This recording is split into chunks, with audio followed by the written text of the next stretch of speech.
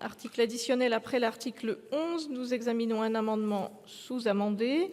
Donc l'amendement est le 1647. Monsieur Uzenat. Merci Madame la Présidente. Alors nous allons parler mobilité et financement des mobilités avec la taxe de séjour additionnelle à destination des régions. Les régions qui portent aujourd'hui, je me tourne vers les collègues qui sont très impliqués sur ces questions, qui portent des efforts massifs, en particulier dans le cadre des SERM. On a l'exemple en Bretagne, nous avons décidé un SERM, un service express régional métropolitain qui ne bénéficie pas d'un dispositif fiscal d'accompagnement. Nous avons eu le versement mobilité régionale et rurale qui a été voté dans le cadre de la loi de finances pour 2025, mais c'est un impôt de production. Et nous souhaitons, et nous sommes nombreux dans ce cas-là, nous ne disposons aujourd'hui que de ce levier, mais diversifier les sources de solutions, bénéficier d'un véritable bouquet de solutions pour les régions.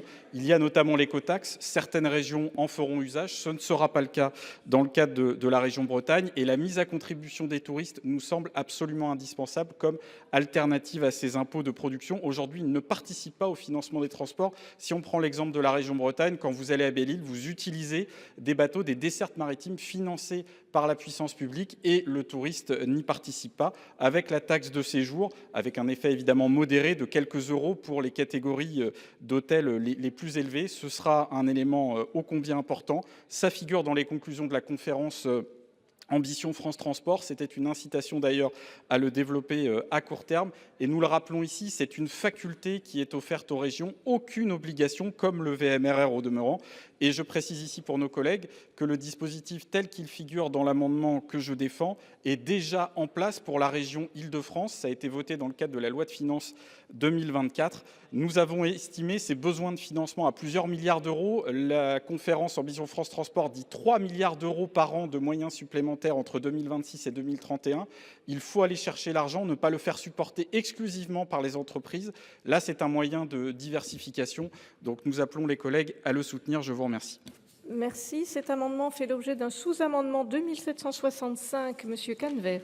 Merci Madame la Présidente. Effectivement, il m'a semblé opportun de pouvoir amender l'amendement de Simon Uzenat, tout simplement parce que je crois qu'il est logique que les régions qui ont effectivement à voir avec l'accueil des touristes, et en particulier, il vient de l'exposer à l'instant, sur les questions de transport en particulier, puissent aussi percevoir, si elles le souhaitent, de toute façon, puisque c'est un plafond, si elles le souhaitent, une portion de la taxe de séjour. Mais il m'a semblé que les 200% qui figuraient dans l'amendement qui nous est proposé me semblaient excessifs par rapport à ce qui peut être mis en place. Donc je propose un taux qui soit de 30% et je l'assortis d'une réserve qui consiste à dire à condition que le versement mobilité régionale ne soit pas supérieur à 0,15%, effectivement. Merci. Monsieur le rapporteur général, quel est l'avis de la commission ?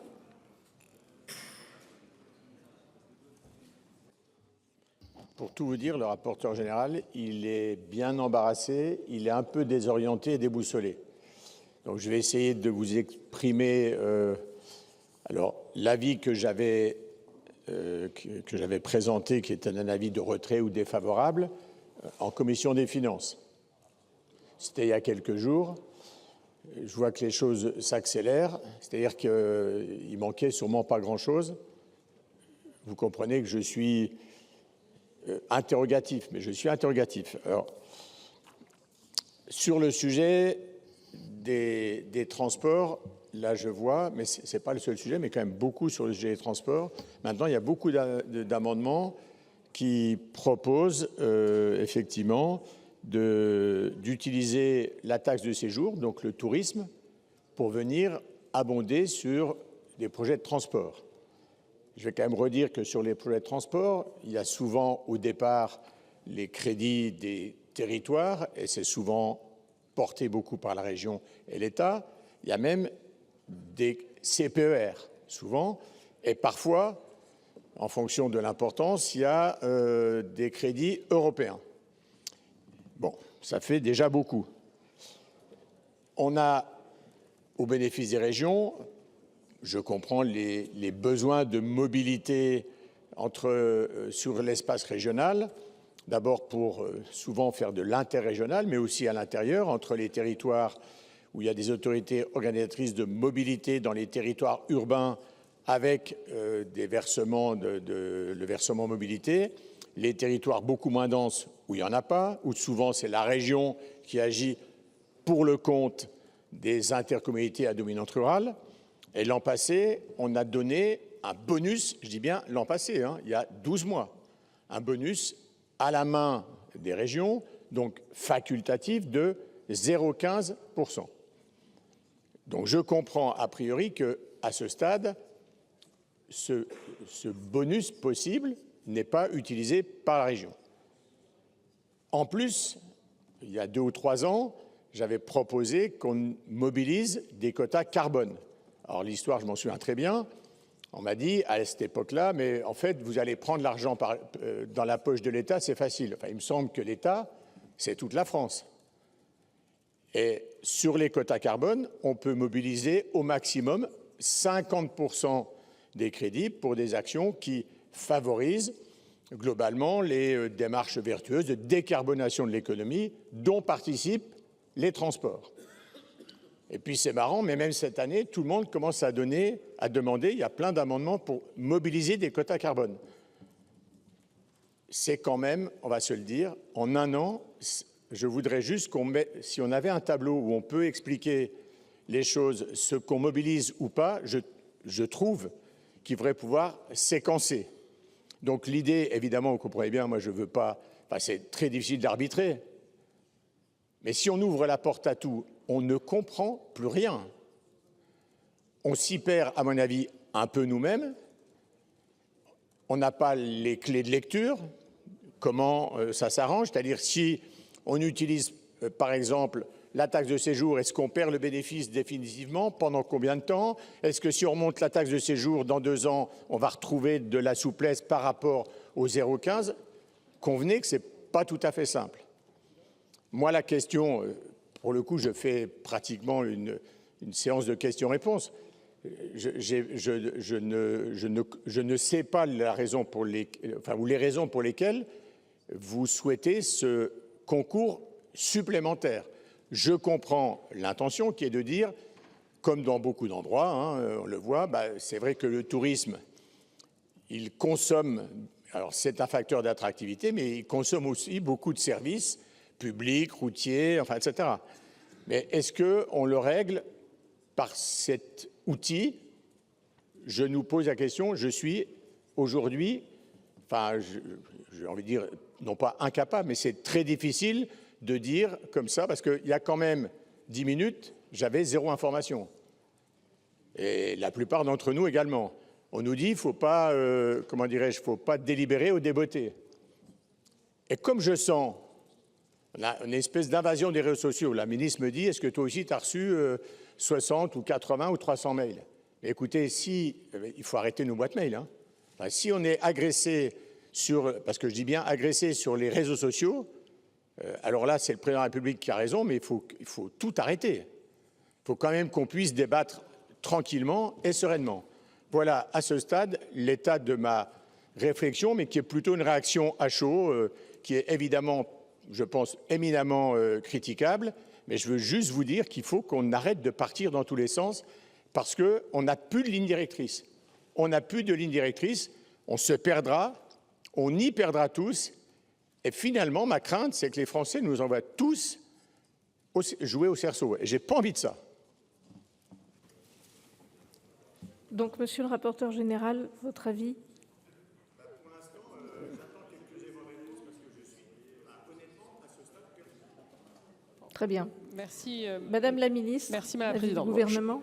Je pense qu'on peut, dans les mots du rapporteur général, et je souscris, à l'idée que quand même, d'année en année, on a un certain nombre de curseurs et avec lesquels, au fond, on fait des mouvements qui ensuite, et je vais le dire avec beaucoup de calme, contribuent largement au sentiment de complexité et de bureaucratie qui désespère beaucoup d'élus, beaucoup de chefs d'entreprise et beaucoup de Français. En disant tout bouge tout le temps et ce qu'on avait compris l'année d'après n'existe plus. Bon. Je vais rembobiner un peu le fil. Bon, vous savez que l'année dernière, il y a eu un grand débat sur le versement mobilité régionale et rurale. La partie du versement mobilité pour les autorités organisées de transport et de mobilité était là depuis longtemps, depuis un moment. Et l'année dernière a été créé ce versement mobilité régional. Pour tout vous dire, le ministère dans lequel je suis était assez défavorable à cette affaire, considérant qu'au moment même où toutes les entreprises se plaignent des impôts de production, créer un impôt pour financer des transports dans les régions semblait être quand même une offensive assez peu cohérente avec ce que nous cherchions à faire par ailleurs. Vous avez ici, dans cet hémicycle, voté la création de ce versement mobilité régionale. Vous l'avez voté à un niveau assez élevé, c'est arrivé ensuite en CMP, et en CMP, le taux a été baissé. Et je tiens à rembobiner le fil. Une fois que cet outil a été créé, beaucoup de régions ont délibéré. Et à la grande surprise de certains, beaucoup de régions ont dit qu'il est hors de question que nous mettions en place ce versement mobilité, parce que nous avions aussi mis collectivement dans le texte qu'il fallait que ce soit concerté avec les entreprises. Ce que je comprends, monsieur le rapporteur général, c'est qu'en Bretagne, le président de région, son conseil régional et les organisations patronales bretonnes se sont dit qu'ils n'utiliseraient pas à plein, voire pas même du tout, le versement mobilité. Bon.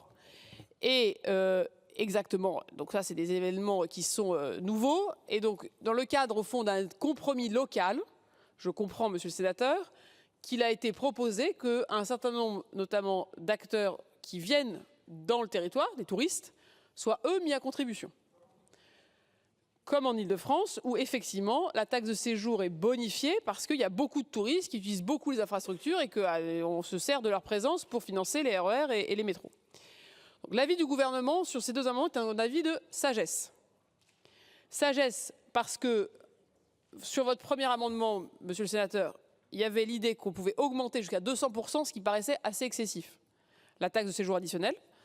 Le sous-amendement de monsieur Canevet permet de ramener à 30% cette surtaxe et surtout pose pour moi le principe essentiel, c'est que ça se vient en alternative à une fiscalité des entreprises. Pourquoi sagesse? Parce que je pense que si dans la navette, il faut réécrire la chose, je pense qu'il faut que le taux à 30% ne soit pas une obligation, ce soit un maximum proposé, que ça puisse être modulé. Et par ailleurs, je suis sensible à l'argument du rapporteur général qui est de dire il ne faut pas qu'une fois qu'on a écrit ça, ben voyez, l'année prochaine, on ait à nouveau tous les leviers qui soient utilisés. Donc j'entends évidemment des inquiétudes du rapporteur général qui dit au fond, année après année, on fait des choses qui soient moins lisibles.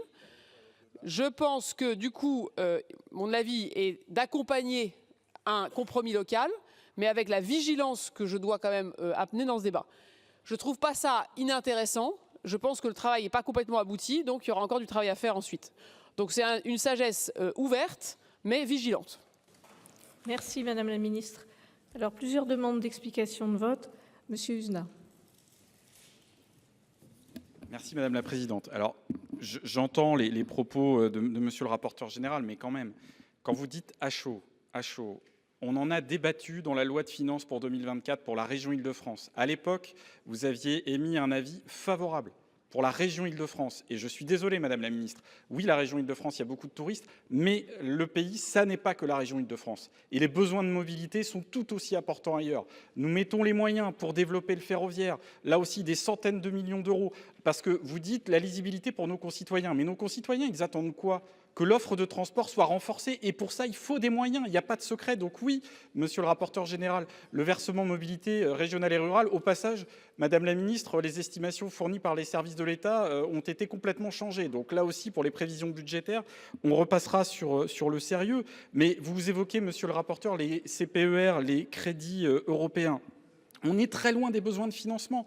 Pour la seule région Bretagne, les besoins estimés d'ici 2040, c'est 2,5 milliards d'euros. Donc notre Chambre ici avait émis un avis favorable pour la région Île-de-France. Il n'y a pas de raison qu'on ne puisse pas offrir cette faculté. Ça n'est qu'une faculté pour les autres régions. Et au passage, oui, il y avait ce VMRR optionnel, mais qui est un impôt de production.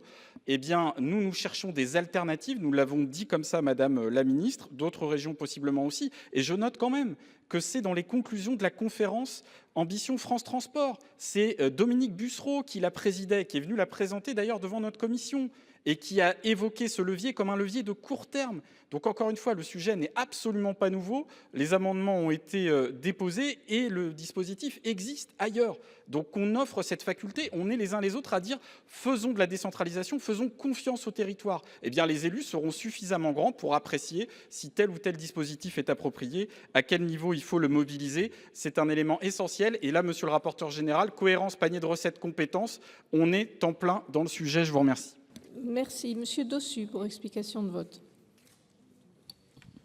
Oui, merci Madame la Présidente. On va dépasser évidemment un peu le cadre de cet amendement, mais il est important et je pense que les propos du rapporteur général sont à entendre au sens où on a une difficulté à discuter de tous ces leviers possibles pour financer les mobilités avec uniquement la ministre, même si elle est très compétente. On aurait peut-être besoin que le ministre des Transports, qui connaît bien la maison, soit là aussi pour parfois mettre un peu de cohérence dans tout ça. On a eu un certain nombre d'annonces nationales sur les SERM, sur le besoin de renforcer les réseaux de mobilité ferroviaire notamment.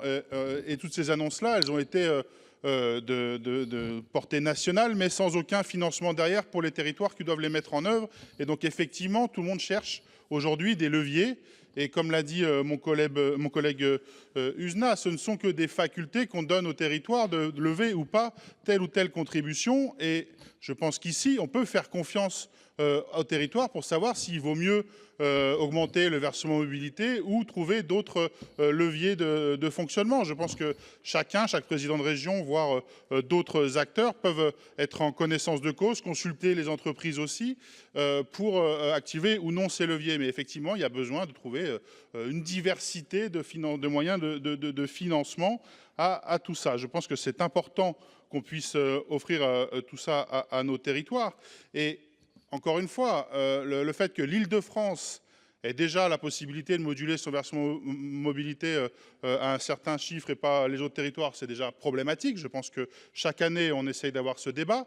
Et puis là, une faculté qui est disponible uniquement en Île-de-France, il y a des touristes dans beaucoup de territoires. La Bretagne n'est pas une territoire déserte en matière de tourisme. Donc il y a, voilà. Et je pense qu'en plus, en matière de lisibilité de l'impôt, ces impôts qui sont fléchés directement pour financer les transports en commun, je pense que ce sont des impôts utiles. Merci. Monsieur Fernic pour explication de vote. Merci Madame la Présidente, Madame la Ministre, chers collègues. Quelques éléments effectivement en réponse au rapporteur général qui nous disait qu'il était un peu désorienté. Donc effectivement, Île-de-France Mobilité a financé, a réussi à renforcer le financement de son essor des mobilités avec un bouquet de solutions. Le Grand Paris Express, c'est notamment le déplafonnement du versement mobilité et ce levier sur la taxe de séjour sur l'hôtellerie haut de gamme particulièrement. La conférence Ambition France Transport a bien défini les enjeux, a bien relevé et classé les différentes ressources mobilisables, particulièrement les ressources consistant à faire contribuer ceux qui profitent de l'attractivité du territoire du fait du développement de l'offre de transport. Alors aujourd'hui, dire que c'est encore confus, pas clair, pas mûr, ce serait en quelque sorte dire que Ambition France Transport n'aurait pas servi à grand-chose. Non, Ambition France Transport propose d'actionner ce levier, de donner la possibilité d'actionner ce levier au territoire à court terme. À court terme, c'est maintenant, parce que si on attend la loi cadre, puis la loi de programmation qui suivra peut-être, on reporte tout cela au calendrier grec. Moi, je crois qu'il faut entendre l'avis de sagesse du gouvernement pour donner un signal significatif pour qu'on avance vraiment. Merci. Monsieur le Président de la Commission des Finances. Je suis obligé de vous dire qu'on ne peut pas passer la nuit là-dessus, quoi. Non, mais je vous le dis, c'est pas possible. Voilà. Donc, on a fixé des règles. Quand il y a des nouveaux qui arrivent, excusez-moi, Jacques Fernic, mais il faut quand même dire, sur des débats de cette nature, une prise de parole par groupe. Voilà, sinon on n'en sort pas. Voilà, là, ça fait demi-heure qu'on est sur un amendement, c'est pas possible. Voilà, je vous le dis, ça va finir dans un truc mercredi, ça va être épouvantable. Voilà, on va faire des espèces de je sais pas quoi, des votes en 3 secondes par amendement, ça va être une horreur. Ne le faisons pas. Donc à un moment donné, le débat a eu lieu, me semble-t-il. Tout le monde peut parler sur ce sujet. La ministre a donné plutôt un accord, enfin en tout cas, voilà, avançons quoi. Merci, Monsieur le Président. Monsieur Lemoine. Oui, mes chers collègues, pardon, mais je vais faire entendre une voix un petit peu réticente sur cet amendement, parce que on veut faire peser sur le tourisme le financement des transports. Mais en réalité, il y a quand même bien d'autres outils. Et surtout, le tourisme tricolore, même s'il fait cocorico, même si on est encore premier, je dois dire qu'il y a quand même une compétition qui est féroce à l'échelle européenne, chez nos voisins. Et donc, je crois qu'il faut faire attention à l'empilement de taxes additionnelles. D'ailleurs, Michel Canevet, dans un amendement qui suit, le précise. Il signale qu'il y a déjà 6 taxes additionnelles à la taxe de séjour. Il y en a 6 déjà. Là, on va rajouter une 7e. Et tenez-vous bien, l'amendement de M. Uzna, il propose une taxe additionnelle de 200%. Mais c'est la taxe de séjour qui devient additionnelle à la taxe bretonne, si je comprends bien. Donc, il y a un moment, il faut voir de quoi on parle. Une taxe additionnelle ne peut pas constituer 200% de la taxe initiale, si je puis dire. Donc, je voulais verser ces éléments dans le débat et dire que c'est aussi le pouvoir d'achat des Français qu'on touche avec ce type de mesures. Parce que quand René, avec sa caravane, pour aller au camping des Dunes, ben lui, il prend l'autoroute. Il va payer les péages de l'autoroute. Il ne va pas prendre le TGV. Il ne va pas prendre les infrastructures de transport régionales. Et en plus, il va se taper la taxe additionnelle de 100% sur l'emplacement de camping qu'il loue. Donc, c'est aussi un sujet de pouvoir d'achat pour les Français. Il faut le dire. Et il y a un certain nombre de Français qui ne partent pas en vacances. Donc, il faut arrêter de croire que c'est l'équivalent d'un café par jour, etc. La taxe de séjour, c'est par personne et par nuitée. Vous faites le compte sur 7 jours, une famille de 4 ou 5, et bien très vite ça chiffre. Donc moi, pour toutes ces raisons, je voterai contre cet amendement. Merci. Monsieur Weber, pour explication de vote. Oui, je vais essayer d'être le plus court possible, Madame la Présidente. Madame la Ministre, chers collègues, c'est que d'abord, pour rebondir sur ce que disait notre collègue Lemoine, 200% de quoi? Parce que quand on balance 200% comme ça, on sait très bien que c'est quelques centimes et que ce n'est pas déterminant, mais que par contre, c'est déterminant pour les régions. J'en appelle au rapporteur général. Monsieur le rapporteur général, nous sommes tous les deux conseillers régionaux par ailleurs. On a déjà eu ce débat-là sur des situations spécifiques, je pense à l'écotaxe qui concerne le Grand Est. Je crois qu'on a tous le même souci, on a tous le même souci dans les régions de trouver des financements supplémentaires, en particulier pour la mobilité. Je crois que là, c'est une solution qui est offerte, qui est proposée aux régions, et que franchement, je crois que ce ne serait pas compréhensible aujourd'hui qu'on ne soutienne pas cette disposition qui est proposée. Et je précise que pour ce qui concerne le sous-amendement de M. Canevet, bien sûr, notre groupe la soutiendra. Merci. Monsieur Rietmann, pour explication de vote. Merci Madame la Présidente, Madame la Ministre, mes chers collègues, Monsieur le rapporteur général, mes chers collègues. Déjà l'année dernière, on était les deux seuls avec le rapporteur général à monter contre la taxe à la mobilité. Je m'en souviens, c'était ici. Et parce que répondre à chaque souci par une taxe nouvelle, on sait très bien que ça ne règle jamais le problème et on en remettra encore une énième l'année prochaine. Mais moi, j'ai rejoint notre collègue Jean-Baptiste Lemoine. Il y a non seulement le touriste français, mais il y a tous les salariés qui dorment à l'hôtel tous les soirs parce qu'ils sont en déplacement, parce qu'ils sont VRP, parce que, etc. Et finalement, qui c'est qui paye à la fin? C'est encore les entreprises sur cette partie-là. Donc moi, je suis désolé. Rajouter une taxe à chaque fois pour régler un problème, ben, il y a d'autres solutions. Il y a la solution des économies. Et moi, je vous le dis, la taxe mobilité, il faut discuter avec les entreprises. Moi, je vous cite l'exemple de la région Bourgogne-Franche-Comté. Les entreprises, toutes vent debout, eh ben, elle a quand même été instituée, mise en place à son taux maximum. Et aujourd'hui, les entreprises, elles payent. Donc, stop à ces taxes. Merci. Merci. Madame Lavarde, pour explication de vote. Oui, merci. Parce que là, en fait, on réouvre un débat qu'on a eu effectivement il y a 2 ans quand on a traité de la question de la région Île-de-France. Mais à l'époque, j'avais soulevé un certain nombre de difficultés sur le fait de choisir la taxe de séjour. Je vous rappelle qu'elle est au forfait dans certaines communes, au réel dans d'autres, qu'elle n'est pas obligatoire. Donc, il y a certaines communes qui n'appliquent pas la taxe de séjour parce qu'elles n'ont pas envie de mettre en place une comptabilité dédiée pour le tourisme. Et que par ailleurs, quand on ajoute des montants proportionnels, on peut se retrouver à payer plus cher de taxe de séjour que le prix de la chambre. Voilà. Et à l'époque, on s'était tous dit qu'il serait temps de repenser la question de la taxe de séjour. Donc là, je vois juste... Non mais attendez, enfin, je crois que tout ce que je dis là, quelqu'un peut contredire, on a eu le même débat il y a 2 ans. Et on s'était dit qu'il fallait qu'on réouvre le sujet de comment définir la taxe de séjour avant de venir ajouter des éléments dessus. Là, je vois juste qu'on poursuit le chemin et qu'on n'a absolument pas réfléchi au socle. Merci. Alors, nous allons passer au vote. Tout d'abord, oui, monsieur le rapporteur général. Oui, juste, si vous voulez, mes chers collègues, juste quand même, voilà.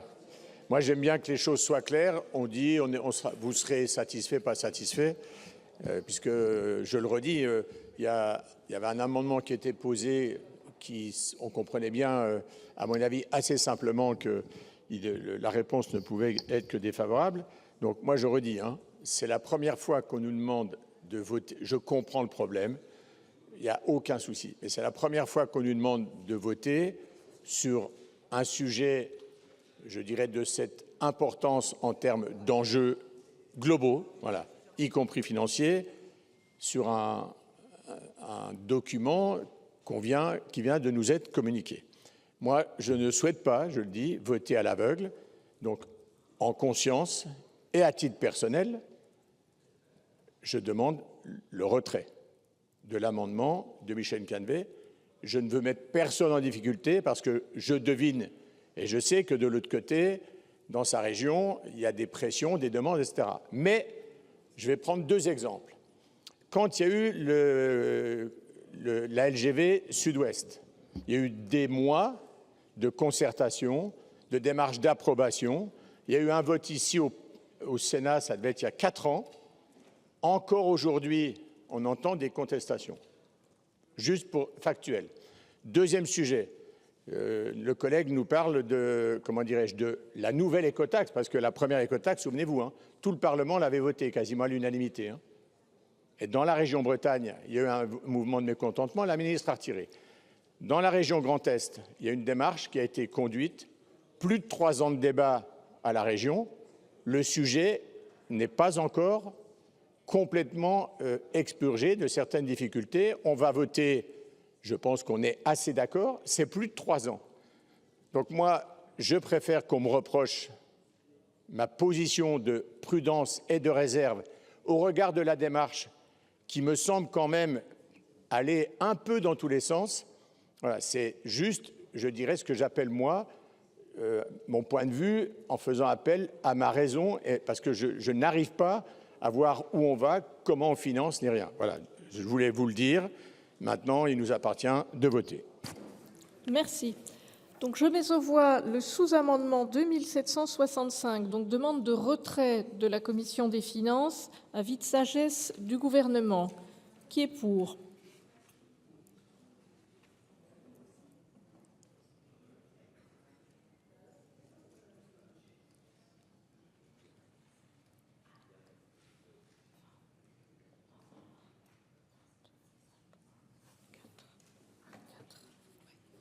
Qui est contre ?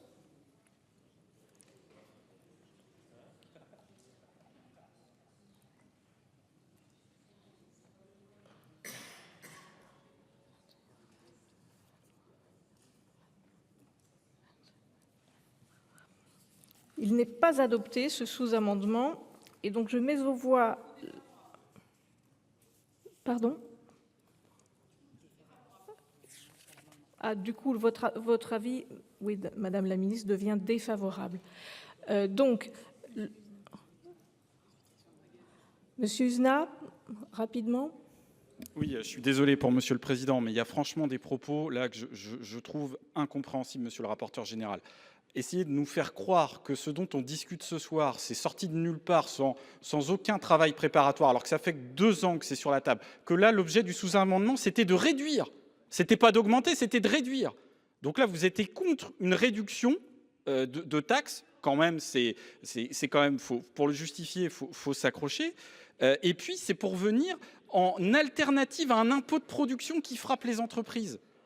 Et encore une fois, vous avez voté en faveur de ce dispositif pour la région Île-de-France. Alors je sais bien que Madame Pécresse est votre amie, ça a sans doute joué dans votre positionnement, mais honnêtement, c'est incompréhensible, alors qu'on ne va cesser là dans les jours qui viennent d'expliquer que l'État impécunieux ne peut pas financer ses ambitions en matière de transport. C'est franchement complètement incompréhensible, les bras m'en tombent et tous les qualificatifs que vous avez employés, je vous les retourne bien volontiers. Merci. Je mets aux voix l'amendement 1647 avec une demande de retrait de la commission, un avis défavorable du gouvernement qui est pour, qui est contre, qui s'abstient. Il n'est pas adopté.